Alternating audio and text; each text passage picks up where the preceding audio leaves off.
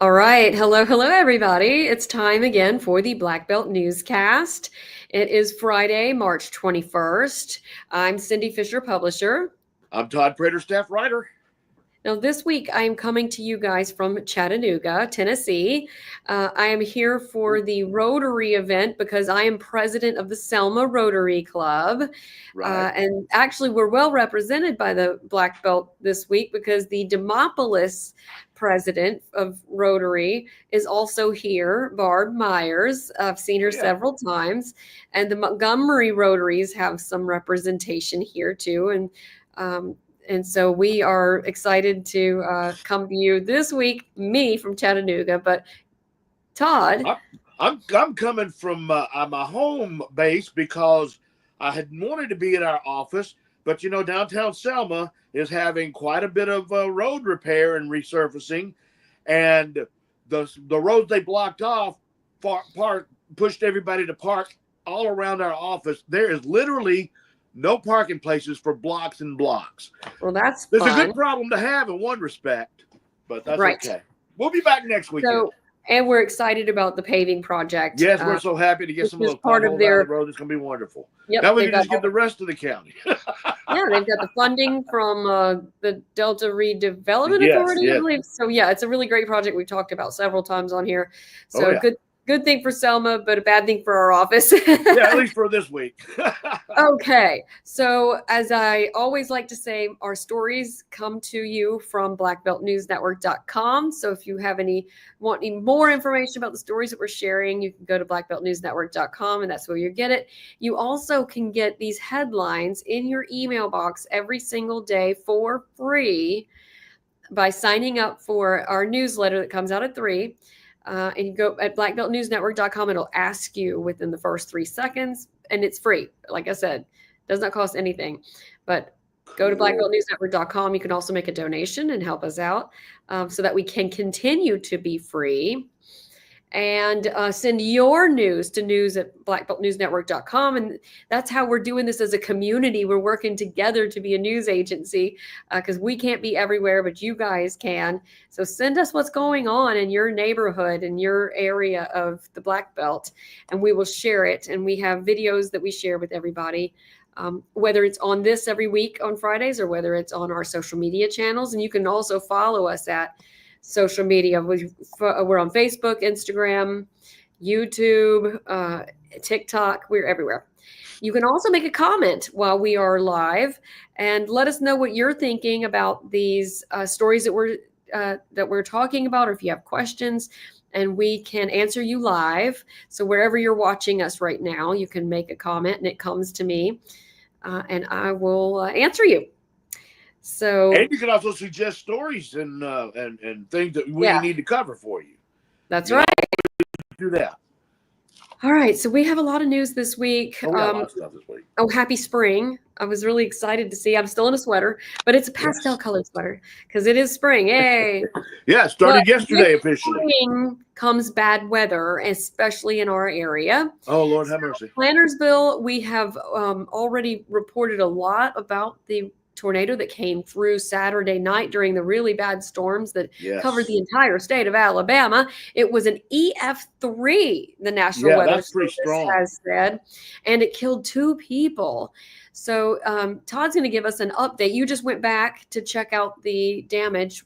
How's it going? As soon as I got off the radio show this morning, I went straight up there to see what the status is, and it is a cleanup effort.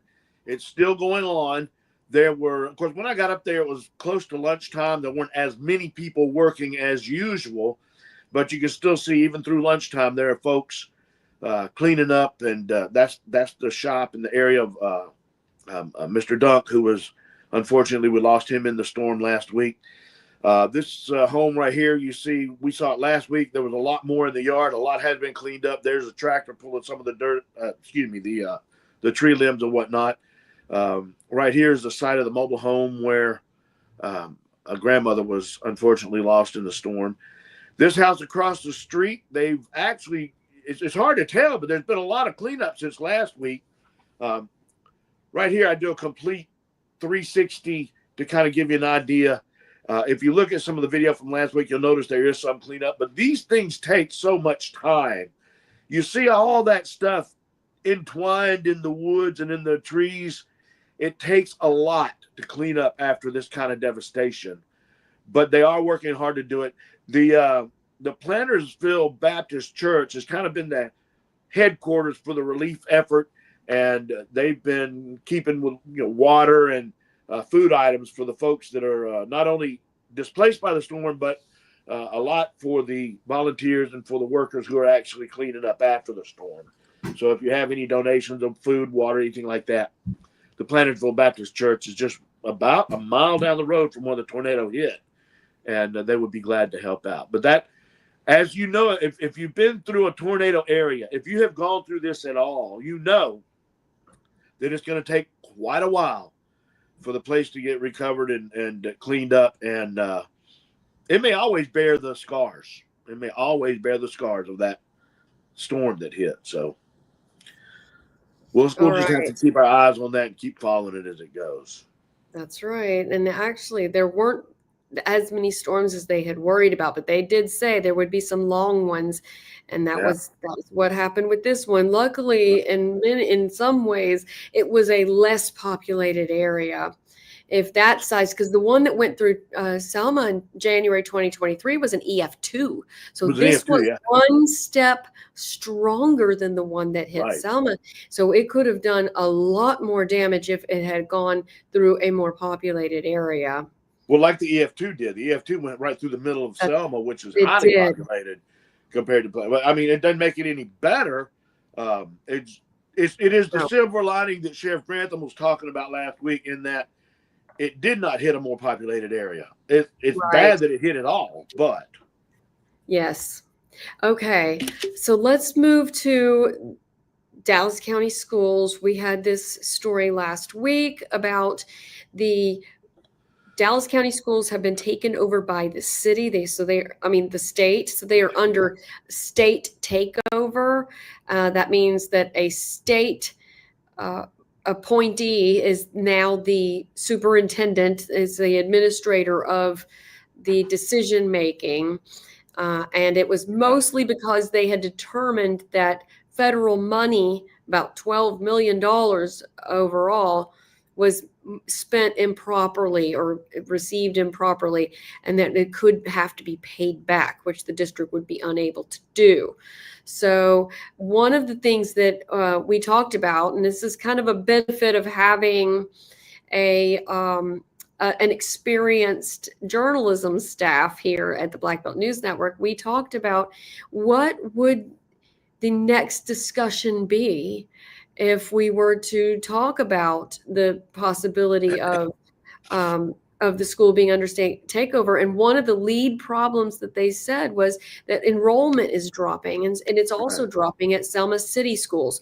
So we talked to experts about consolidation of the Selma City schools and Dallas County schools, which many of our Black Belt school districts, and that includes Wilcox County, Perry County, where it's smaller districts, are combined. They are not separated.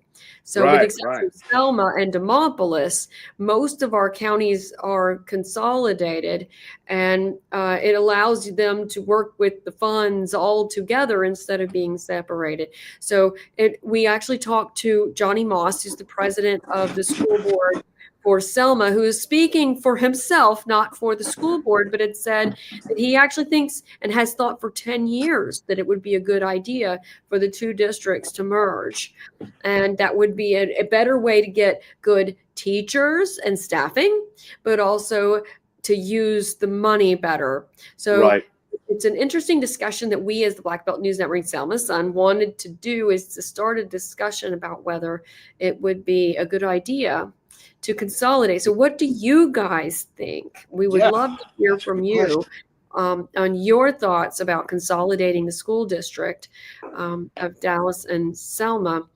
And because enrollment is how they determine how much money you're going to get. And if enrollment is dropping, which it's only around 2,000 students each, both districts we discovered in our research are very similar sizes. Yeah, Together, that's there would be 4,000 students. So maybe that's a better way to bring in funding and to find good leaders. Now, after a certain size, consolidating doesn't make a difference, our experts had said, because then you end up having to hire more assistant superintendents that cost good money, big money.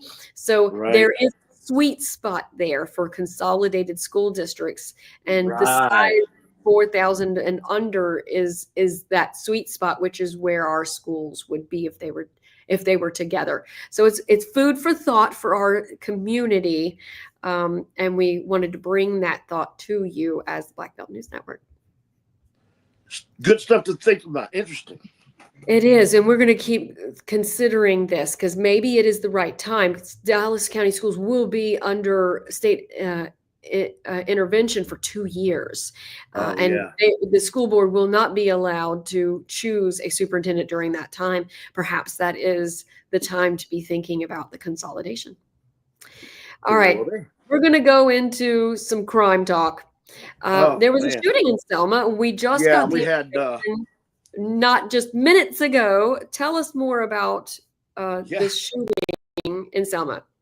Well, shortly after 6 o'clock this past Wednesday, the city of Selma got a shots fired call. This is according to Chief Kenton Fulford, that a man was shooting at a home, and it was on Summerfield Road. I forgot the address. It was 30-something block. Anyway, it was on Summerfield Road. And they made contact with a lady who had been shot. Apparently her son was trying to protect her from the man who was shooting, and the son got shot in the head. She got shot in the face. The son, excuse me, the pollen's killing me. The son was airlifted to Birmingham for treatment. No word on his condition right now, but the mother is doing okay. She's doing fine. The suspect, Lorenzo Edwards, is who we found out who the suspect is, then went north to County Road 219, ended up in the county jurisdiction. So I spoke with Mike Grantham, and he said shortly after the incident in the city limits, the county got a call. Deputy Chief John Hatfield actually didn't live far from the place on 219 where the guy started shooting. Chief Hatfield started getting a personal call about shots fired, as well as the county getting a call on the 911. So he went over to check it out, and allegedly Edwards went there to a home on 219 and began shooting. Unfortunately, there was a lady across the street from where he was, and she was just happened to be in the wrong place, wrong time. She was on her phone, and he thought that she was calling 911, so he shot her and even bludgeoned her, and unfortunately, she passed. There were 3 people in the house that got injured. 2, one of them was shot. One of them, this is on 219, he hit with a hard object, probably his gun, and another person he ran over. To make the story shorter, and we'll have all the details in the next edition of Selma Sun. Lorenzo Edwards was caught by the county. He is in custody. He is charged with 1 count of murder, 2 counts of attempted murder. And he will be charged by the city once the county finishes with him with 2 counts of attempted murder, according to Chief Fulford. So, and Sheriff Grantham said that when they caught him, Edwards, he was completely calm. He said Edwards did not show any remorse. He just explained that he had gotten tired of people picking on him, and he gotten tired. He had had too much or had enough, and something snapped. According to the sheriff, Edwards told him, "I'm glad you caught me. I really didn't want to hurt anyone else." But he confessed and admitted to everything. So, well, we will have a story at BlackBeltNewsNetwork.com too. Yeah, and all that'll be up there, but that'll be this afternoon. I'll have that ready. But I mean, the question is, what snaps with someone that makes them get that violent? But it did, and thankfully he was caught before he did any more harm. Details coming soon. Coming soon. Yeah. I am going to switch to something a lot more positive, and that Thank you. is the 20th anniversary of Black Belt Treasures. Oh, I love This that place. Black Belt Treasures Cultural Arts Center. It's in Camden, and they have announced that they are going to be celebrating their 20th anniversary this year, and we'll be having some events in October. So we'll be keeping you posted on that. And also, you can go by there during the Wilcox Tour of Homes this week. And I believe Kate Wood is already there signing books today. We ran a story about that earlier in the week. She is a Selma author and cook, very good baker, and she does amazing social media posts and pictures and recipes. We've run many of her recipes. Oh, yeah. Network.com and Selma Sun. We've run them in the Selma Sun as well. And so the tour of homes is including multiple houses in Camden and around Wilcox County. I went last year and it was so amazing. The Riverbend is my favorite house that was opened out there on right there by Bridgeport. But there's so many beautiful homes in Camden. It just takes you back in time and very peaceful trip. So, and also the Montagues are here from Britain that are vicars that will be talking and do, I think their speech is tonight. So go check out blackbeltnewsnetwork.com for more information about the Wilcox Tour of Homes. Oh, you know what just dawned on me? I was looking at my picture of me, and this painting right here, speaking of Black Belt Treasures, was painted by one of the Black Belt artists that displays there. So they have like cool 100 artists on display at least. When you go to there, it's supposed to highlight artists in the Black Belt, and you can buy their work. And it's not just a gallery, and some of it's jewelry, some of it's books and paintings, and it's so many awesome knit work and soaps. Yeah. I mean, it's amazing. It's worth the trip. Well, Camden is a well-kept secret of the Black Belt. A lot of folks need to go down there and see. Especially with the arts. I love it's beautiful. The tour, the homes down there, and then Black Belt Treasures, and there's so many other things down there. This weekend for sure to Camden. Okay. Now, a very well-known Selma pastor has won an SBA award. Oh, yes. Matter of fact, the Small Business Administration is awarding Pastor John Grayson. He is the pastor at the Gospel Tabernacle Church on Summerfield Road in Selma. He is being awarded the Phoenix Award for Outstanding Contributions to Disaster Recovery. And if you are anywhere around Dallas and surrounding counties and you don't know who John Grayson is, you've been under a rock, because this man works tirelessly to help people in the community. He has the homeless shelter. He has the Selma Roots, which is all ministries of the church that are headed up by him. So not a more deserving person. We'll have a detailed story about that. As soon as our cell phones quit dropping out, we can actually talk. But John Grayson receiving that award from the SBA, and I congratulate him. He also runs Walton Theater. Yeah, that's right. The Walton Theater as well. That's right. Yeah. You just name it. He does a lot. And a lot of the funds that he raises from these things go to help people in disaster situations. So he's always thinking about, how can I help somebody else? Awesome. It's amazing. I'm going to split over here to the Selma Riverbank. We've reported on this before, and I'll show you some video.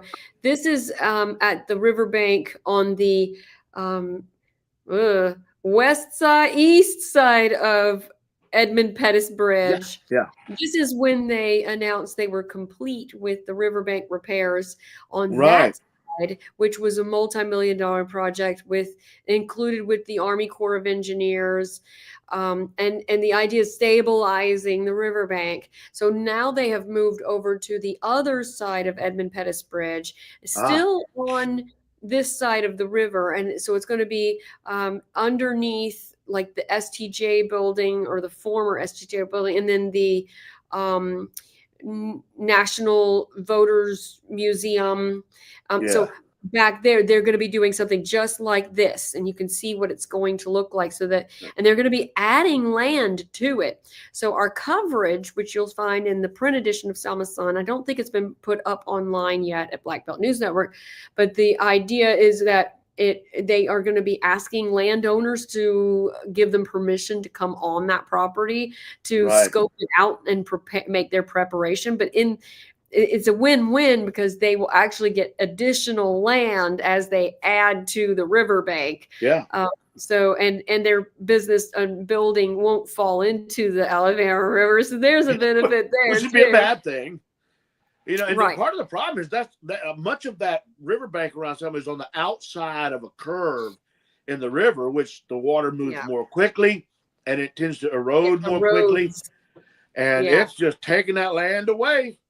The funny thing is it puts it on the inside of the curve, so it's kind of moving over that way. It moves it, yeah. I think this is a great project, and the amount was the $40 million that has been that will be spent to do this. It's along Water Avenue, and they started in September of 22 on the other side. Right. So reflections and all of that over there will be getting this. And see, those are historic buildings too, so we really don't want to lose those. Some of them are already messed up. I don't know if they're going to be able to salvage them, like the former historic voting rights that you were talking about. That building, that one, I don't know if that's going to be salvageable. I'm hoping it will be. Yeah, hopefully. So now we're going to move over to Uniontown for a sec. Yeah. We have a new correspondent over there, Portia Shepard. We've mentioned her before. And she has sent us a story that the community has come together to celebrate the state championship for basketball, boys RC Hatch team. And so they put up a billboard on 80 that you can see as you pass through. A lot of us go through even visit Uniontown all the time. So now you can see and you can celebrate with the community. They are so proud. This is a group of alumni and city, it's not city funds, but they raised money to put this so that they can celebrate this team that won. They had not made it to the state since like 2017. So it was a pretty big deal for them. And this is exciting. So you can go by and see that now. That's awesome. And congratulations to them for that win. Yeah. We also have a story up about the latest city council meeting at Uniontown, where they did talk about this as well. So go check that out at blackbeltnewsnetwork.com under Perry County. Okay, so I want to switch over real quick to this NFL flag football team. So there is a nonprofit. It's been around for a little while.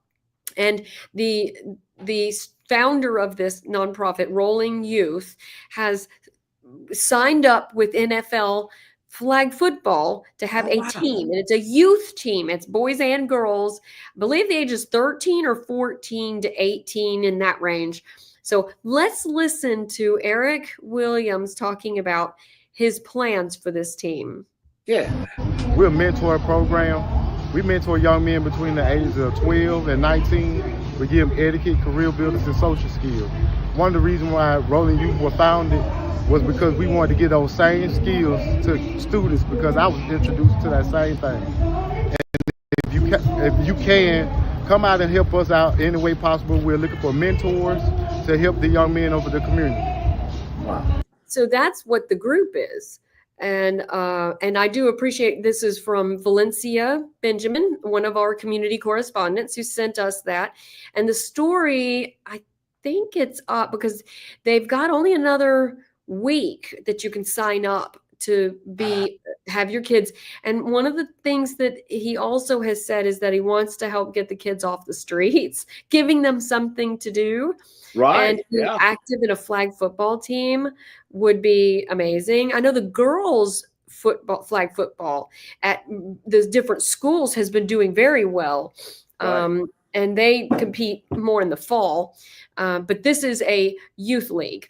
So really exciting. That is exciting. It's another positive thing to keep people out of trouble and all. Yeah. So UA's business school is doing a river pitch business competition.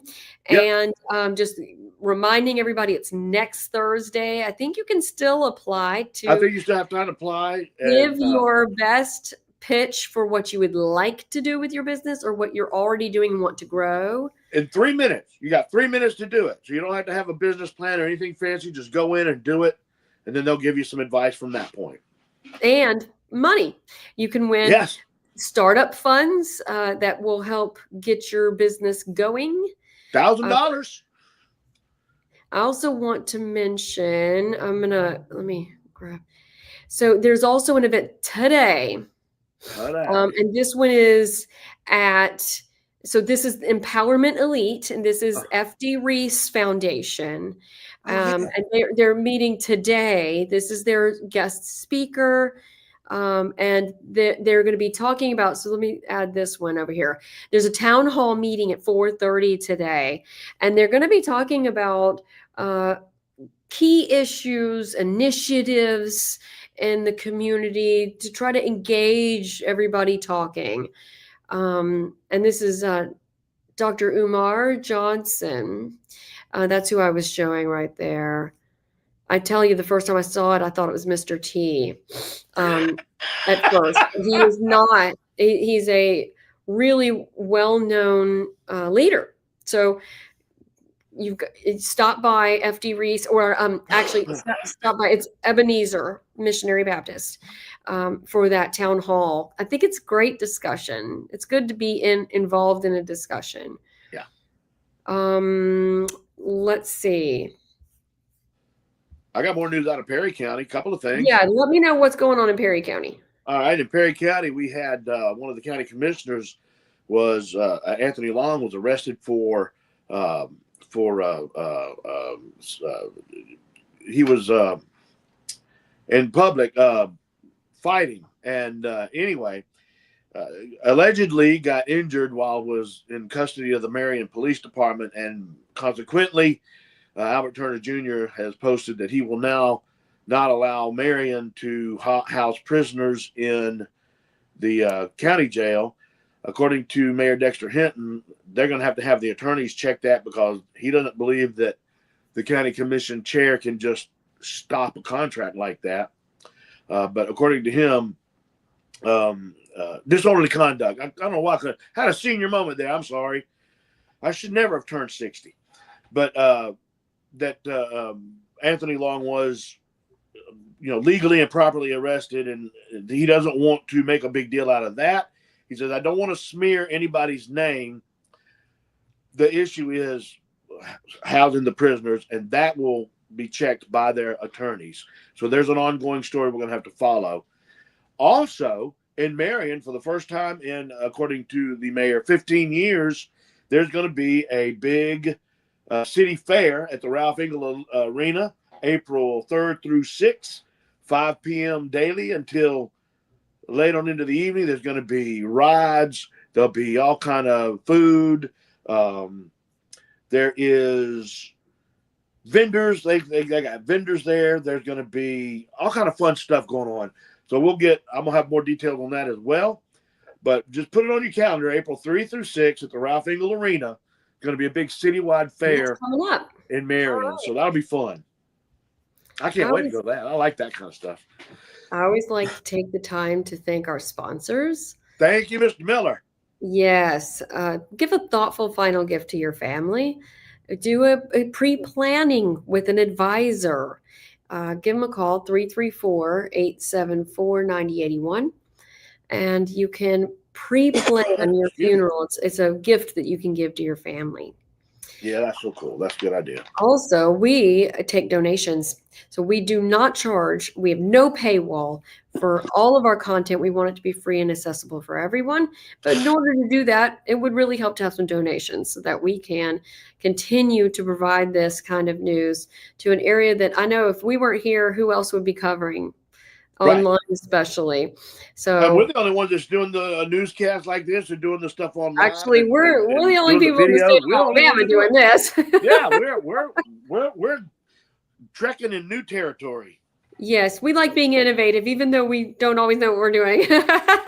Well, you're right. We don't. But we also, one thing, another innovative thing that we did is in the fall, we started Black Belt Outdoors. And this is so that we can cover all the great outdoors activities that are happening in the Black Belt, which is our ecotourism big time. That is one of the best things that we have here in the Black Belt. And so follow us on Facebook, and you can see all the great things that are going on. We are following in the footsteps of Big Daddy Lawler, and shared during the hunting season, we shared all the harvested deer. And now we're working into the fishing tournament season.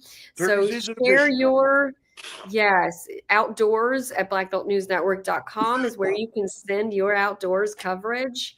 And we have a lot of fun doing that. Yeah. And oh yeah, so I think I said this earlier, but make sure to follow us on Facebook, Instagram, TikTok, YouTube. This is where we have all of our content all the time. And we had several, 3, 4 videos out of the tornado in Plantersville. If you wanted to see what it looks like, go to our YouTube. We have longer videos and immediate videos. And, if you know someone wants to be a sponsor, send them our way. news@blackbeltnewsnetwork.com. And that is how we do this. And you can get your message out there to all of our viewers. And that way you can help your own business grow, just like we work to make our business grow. There you go. All right. So we will see you guys next Friday. Y'all have a great weekend, a great week. All right. We'll see you then.